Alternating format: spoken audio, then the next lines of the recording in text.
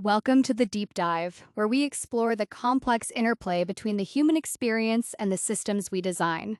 Today, we delve into the life of a man whose personal inferno illuminated a path for modern mental health reform, Clifford Beers. It's a remarkable story, Anya.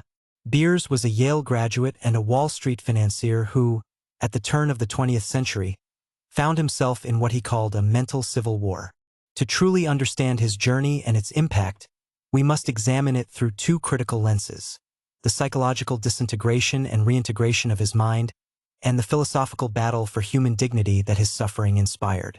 Exactly. We're aiming for a deep exploration today. We'll look at the roots of his illness, the harrowing years of his institutionalization, the unexpected catalyst for his recovery, and how he transformed his trauma into a global movement. Let's begin with the psychological storm that gathered around him. Beers' struggles didn't emerge from nowhere. He was one of 5 siblings, all of whom would tragically spend time in mental institutions. This suggests a strong genetic or environmental predisposition, but the primary catalyst was much more specific: his older brother's battle with what was then believed to be epilepsy, starting in 1894. From a historical and psychological perspective, this created a profound anticipatory dread. For 6 years, Beers was haunted by the fear that he would suffer the same fate. He wrote that he thought epilepsy and dreamed epilepsy until his nerves finally snapped. This fear-driven obsession is a powerful example of how trauma can create a psychological vulnerability.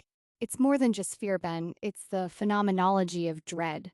It wasn't just the fear of the disease itself, but the fear of the loss of self that the disease represented.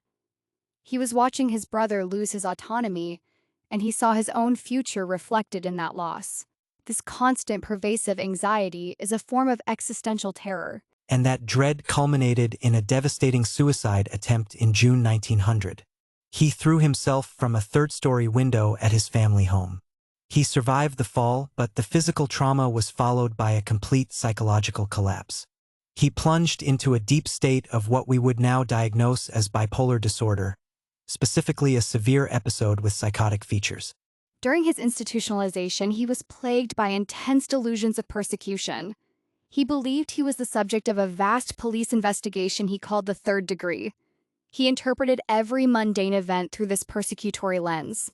The sound of an ice cube in a pitcher became a torture device. The hospital staff were detectives trying to wring a confession from him. It's a classic example of the mind projecting internal chaos onto the external world. His delusions weren't random. They were a way for his mind to narrate the terror and powerlessness he was experiencing. If he was being persecuted by the police, at least there was a reason for his suffering, however terrifying that reason might be. It gave a narrative structure to his madness. And this is where the psychological meets the ethical. The system itself reinforced his delusions. The brutal, coercive environment of the asylum made his belief in persecution feel entirely rational. The staff were acting like jailers, confirming his deepest fears. This brings us to the philosophical core of his ordeal. Beers spent 3 years in private and state institutions, where he was subjected to and witnessed horrific abuse. He was bound in a straitjacket, or camisole, for 21 consecutive nights. This was not therapy. It was a profound violation of his personhood. It's a torment that strips a person of their basic humanity.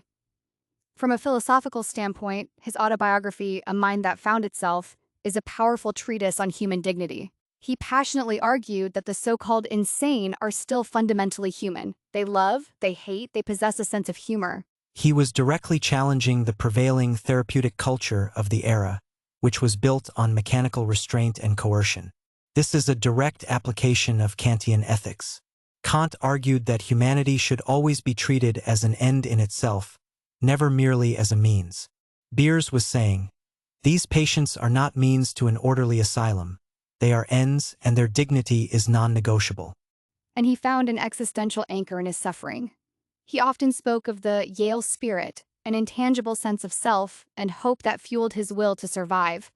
Even in the depths of his illness, he felt he had a plain duty to use his narrow escape from death to reform the system. This is a classic existentialist theme, finding meaning in suffering and using that meaning to drive action. He saw himself not as a victim, but as a witness.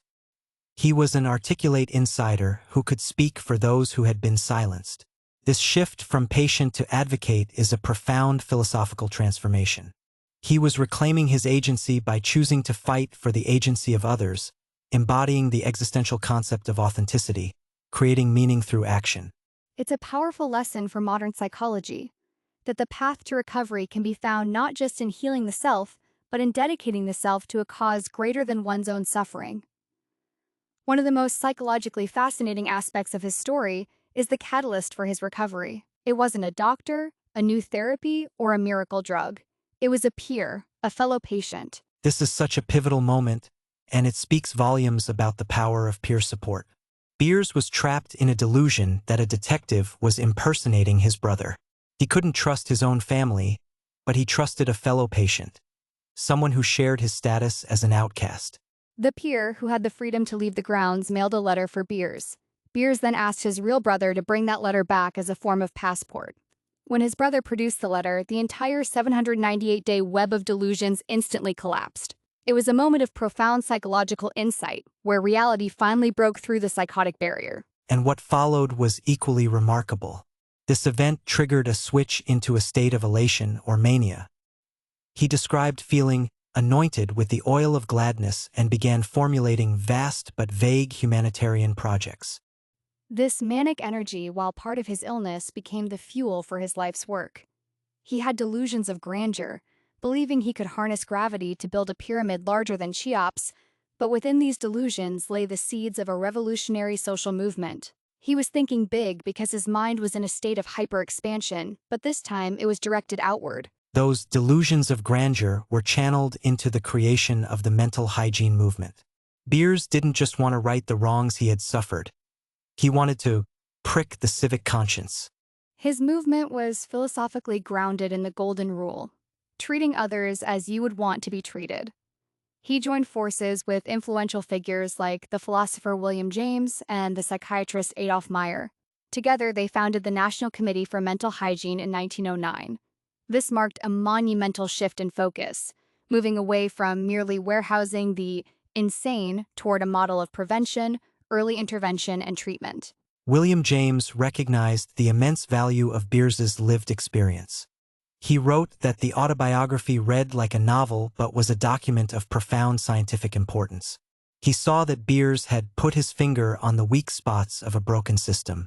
This was one of the first times that a patient's voice was given equal weight to a doctor's voice in the field of psychiatry. And the impact was tangible and long-lasting.